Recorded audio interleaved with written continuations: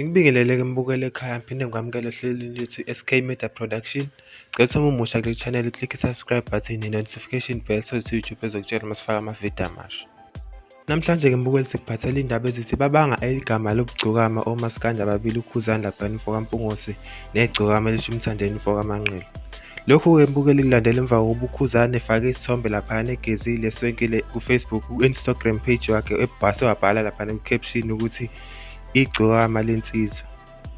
Abalandeli balensizwa bakuthokozeleke lokho mbukeli, yize noma idlanzana labo baphinde baphawule basola noma babe ney'nsolo ukuthi uKhuzani usethatha leli gama noma usezenza igcokama elisha.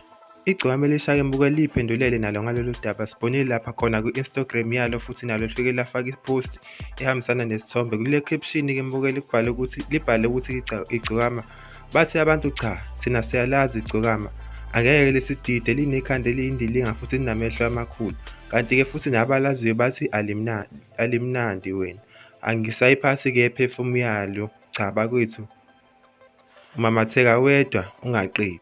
Engifisa ukwazi-ke mina mbukeli wami lapha ekhaya, uvo lwakho ukuthi luthini uvo lwakho ngalolu daba. Ngicela ubeke uvo lwapho lapha ku-comment section. Mina nje ngithi ngehlela ngezathi ngazi ukuthi siphinde sibonane nangokuzayo, sesiphathele ezinye iy'ndaba ey'shisayo. Siyabonga.